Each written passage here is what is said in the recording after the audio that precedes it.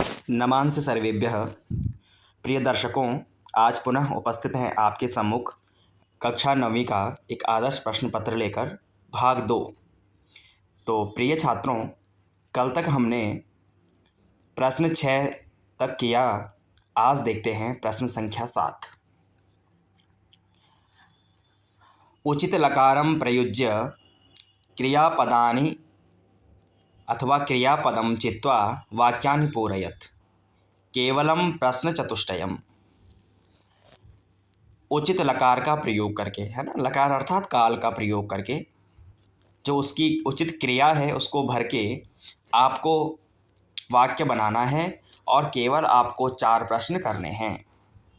जैसे प्रथम वाक्य है उत्तमः बालकः नित्यं पाठं, तो उत्तर होगा, वाक्य का अर्थ है उत्तमः बालकः नित्यं पाठं, अर्थात उत्तम बालक को नित्य पाठ, है ना, पढ़ना चाहिए, तो पठेत। उत्तमः बालकः नित्यं पाठं पठेत। दूसरा, सभागारे सभागारे बहवः श्रोतारः। तो बहवः श्रोतारः से ही पता चल रहा है बहुवचन है, तो सन्ति। सभागार में बहुत से श्रोता हैं। तीसरा, मुनये भिक्षाम, तो इसमें देने के अर्थ में है, तो उत्तर हो जाएगा ददत्। आगे, जनकः मम कृते द्विचक्रिकाम, तो पिता जो है मेरे लिए द्विचक्रिका अर्थात साइकिल खरीदे, क्रेष्यति। शिष्यः गुरोः वचनम अवधानेन, शिष्य ने गुरु के वचनों को ध्यानपूर्वक सुना, है ना। शिष्य एक वचनांत है, तो क्रिया भी एक वचन की चुनेंगे, अशृणोत। भूतकाल का वाक्य है कि शिष्य ने गुरु के वचनों को ध्यान से सुना। तो विद्यार्थियों, इस प्रकार से आपको यह प्रश्न उचित क्रियापदों के योग से भर देना है। इसको सरलता से करने के लिए आपको पहले वाक्य बनाना होगा कि कौन सी क्रिया इसमें सही रूप से बैठ रही है ना। प्रश्न संख्या 8 की ओर चलेंगे। कारक उपपद विभक्तिम आश्रित्य उचित पदानि विकल्पेभ्यः चिनुत केवलम प्रश्न चतुष्टयम्। 4 प्रश्न करने हैं। 2 प्रकार की विभक्तियां हैं, कारक और उपपद विभक्तियां। तो उनको आश्रय मानकर आपको उचित पद जो है वो विकल्पों में भरना है। केवल आपको 4 प्रश्न करने हैं। तो प्रिय विद्यार्थियों, आपने विभक्ति प्रकरण में एक तो कारक विभक्ति पढ़ी है ना, और एक उपपद विभक्ति है। उपपद का अर्थ है उप का मतलब है समीप, है ना, और पद का अर्थ है कोई शब्द, अर्थात वह विभक्ति जिसमें कोई शब्द उसके निकट होने से वहाँ पर कोई निश्चित विभक्ति का प्रयोग हो जाए। जैसे मैंने कहा कि यदि कहीं पर नमः शब्द है, वाक्य में नमः शब्द है, तो नमः शब्द को देखते ही उसके पूर्व का जो शब्द है उसमें चतुर्थी विभक्ति हो जाएगी। कहने का तात्पर्य है कि किसी शब्द के निकट रहने पर जब पूर्ववर्ती शब्द में क्या होगा, कोई एक निश्चित विभक्ति हो जाएगी, उसको उपपद विभक्ति कहते हैं। और कारक विभक्ति तो आपको पता ही है कि जो सामान्यतः प्रथमा विभक्ति, द्वितीय विभक्ति, तृतीया विभक्ति, चतुर्थी विभक्ति, पंचमी, षष्ठी, सप्तमी, इनमें जो रूप के अनुसार वाक्य बनते हैं वो सामान्यतः कारक विभक्ति के रूप होते हैं। तो इसमें उपपद विभक्ति के कुछ उदाहरण हैं, आइए देखते हैं। पहला प्रश्न है अधः छात्रः उपविष्टः सन्ति, नीचे छात्र बैठे हुए हैं, बहुवचनांत पद है सन्ति। तो जैसे ही प्रिय विद्यार्थियों आपको कहीं पर अधः शब्द दिखेगा, अधः शब्द के योग में हमेशा षष्ठी विभक्ति होती है। जैसे यहाँ पर षष्ठी का रूप क्या है, मंचस्य। जैसे हमने बालकस्य पढ़ा था षष्ठी में, वैसे ही मंचस्य, है ना, षष्ठी विभक्ति में मंचस्य। तो याद रखेंगे जहाँ पर भी अधः शब्द होगा, अधः के योग में सदैव षष्ठी विभक्ति होगी और षष्ठी का रूप है मंचस्य। दूसरा देखते हैं, पिता कुप्यति, यानी पिता क्या क्रोध करते हैं।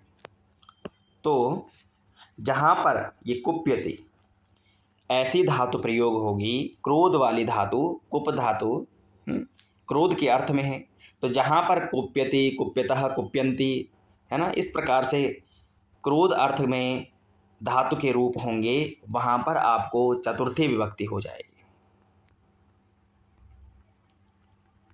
है ना। क्रोध अर्थ में जब धातु का प्रयोग होगा तो चतुर्थी विभक्ति क्या रूप बन जाएगा, पुत्राय, पिता पुत्राय कुप्यति। आगे तीसरे में, सार्धम पुत्री अपि गायति। तो प्रिय विद्यार्थी, यहाँ पर शब्द है सार्धम। सदैव आपको याद रखना है, जहाँ पर सार्धम शब्द होगा वहाँ पर तृतीया विभक्ति होगी सदैव, है ना। जैसे सह के योग में, सार्ध के योग में, साकम, है ना, इनका सामान्यतः एक ही अर्थ है कि साथ में। तो मात्रा सार्धम पुत्री अपि गायति, मात्रा माता के साथ पुत्री भी गाती है, तो सार्ध शब्द के साथ में सदैव तृतीया विभक्ति हो जाएगी। आप इन शब्दों को याद कर लीजिए और ये याद कर लीजिए कि इन शब्दों के योग में कौन सी विभक्ति होनी है। आगे, शिशु बिभेति। तो जहाँ पर बिभेति, विभेति के योग में पंचमी विभक्ति होती है। तो पंचमी में क्या रूप बनेगा, जैसे बालकात ऐसे शुनकात। ठीक है। अगला, मिष्ठानम रोचते। मिष्ठान अच्छा लगता है किसको, तो जहाँ पर रुच धातु होगी, रोचते, है ना, उसको अच्छा लगता है, पसंद है, ऐसी धातु के योग में सदैव चतुर्थी विभक्ति होती है। तो बालिकायै, स्त्रीलिंग शब्द है रमा, तो रमायै, ऐसे ही बालिकायै मिष्ठानम रोचते, ये रुच धातु है। रोचते जहाँ पर प्रिय वस्तु के बारे में बात हो, उसको मिष्ठान प्रिय है, लड्डू प्रिय है, पढ़ना प्रिय है ना, तो वहाँ पर चतुर्थी विभक्ति हो जाएगी बालिकायै। इस प्रकार से आपको ये कुछ शब्दों को देखते हुए यानी उपपद विभक्ति वाले प्रश्न करने हैं। ऐसे ही विद्यार्थियों, प्रश्न संख्या 9 की ओर अब चलते हैं। रेखांकित पदेषु प्रकृति प्रत्ययम विभज्य संयोज्य वा लिखत। जो रेखांकित पद है, अंडरलाइन जिसे किया गया है, उसमें आपको प्रकृति और प्रत्यय या तो अलग करना है या फिर जोड़ना है। 3 प्रश्न इसमें करने हैं, केवलम प्रश्नत्रयम।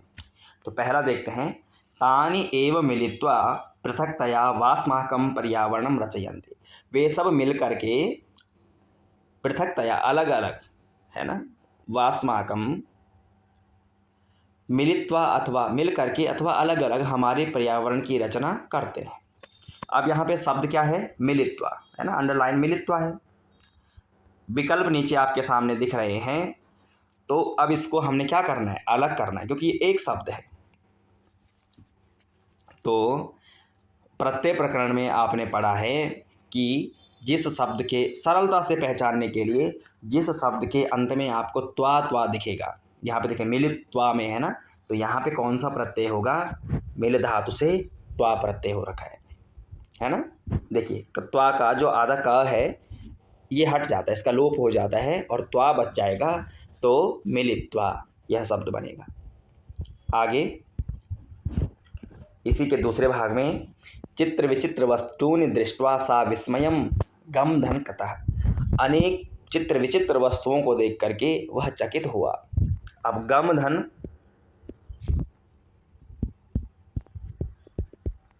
गम धन कथा प्रत्यय, तो गम धातु जाने के अर्थ में आपको पता है।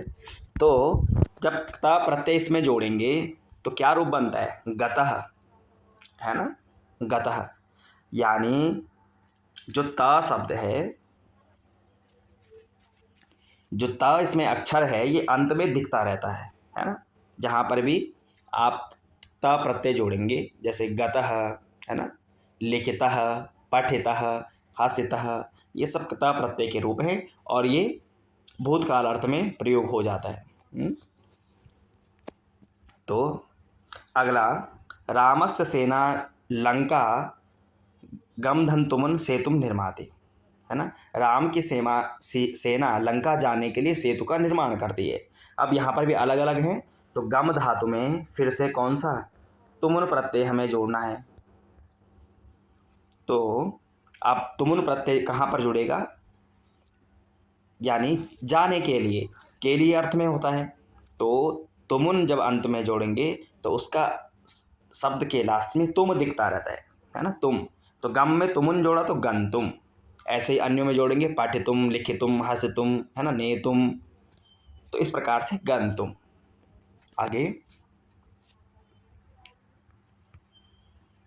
बालिका विहस्य वस्तुम स्वीकरोति। अब विहस्य में देखिए, विहस्य बालिका हंस करके वस्तु को स्वीकार करती है। यहाँ पे छात्रों थोड़ा सा अलग है, यहाँ पर पहले वी उपसर्ग है, हस धातु है, और जो य दिख रहा है ये ल्यप का य है। तो वी धन हस धन ल्यप, तब बन जाएगा विहस्य, है ना, विहस्य। ऐसे ही आगम्य, इस प्रकार के अनेक शब्द बनेंगे। अधिकांशतः ल्यप प्रत्यय में आगे उपसर्ग का भी प्रयोग हो जाता है। तो वी धन हस धन ल्यप, यानी विहस्य, हंस करके, है ना। तो ल्यप प्रत्यय यहाँ पर है। आगे प्रश्न संख्या 10 में अंकानां स्थाने उचित संख्या पदानि लिखत केवलम प्रश्न चतुष्टयम। अंकों के सामने आपको उचित संख्या पद लिखनी है, केवल 4 प्रश्न करने हैं। जैसे वेदाः, वेद कितने हैं, 4 हैं, तो 4 को संस्कृत में क्या कहते हैं, चत्वारः। तो वेदाः चत्वारः सन्ति। आगे परिवारे 9 को, परिवार में 9 सदस्य हैं, तो परिवारे 9 सदस्याः सन्ति। मोहनः 75% अंकान प्राप्तवान, है ना। मोहन ने 75% अंक प्राप्त किए। 75 को क्या कहेंगे, पंच, यानी 5। अब कितने में जोड़ेंगे, 70 में, तो पंच सप्तति 75 हो जाएंगे। आगे पिता पुत्राय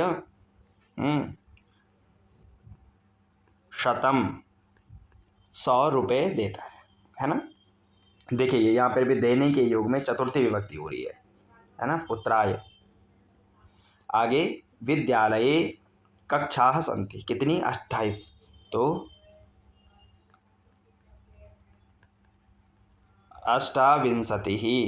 28 कक्षाएं हैं।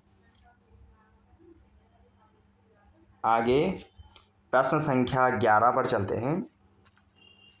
अधोलिखितेषु पदेषु उपसर्गम संयोज्य विभज्य वा लिखत।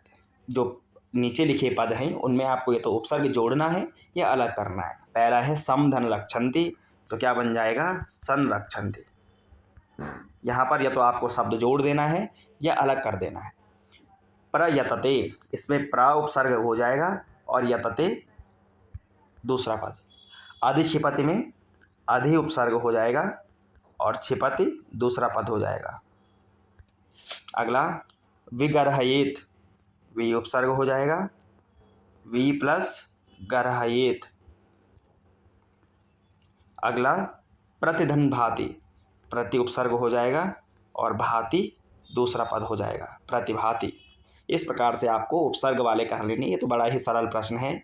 उपसर्ग आगे दिए रहते हैं। आपको पता है कि धातुओं में अथवा शब्दों में उपसर्ग पहले प्रयोग होता है और प्रत्यय अंत में प्रयोग होते हैं। तो उपसर्ग आगे है, तो यदि जोड़ना है तो दोनों को जोड़ दो, और यदि एक शब्द है तो जो आगे प्रयोग हो रहा है उस शब्द को, उस उपसर्ग को आपको अलग कर देना है। प्रश्न संख्या 12 है, कोष्ठक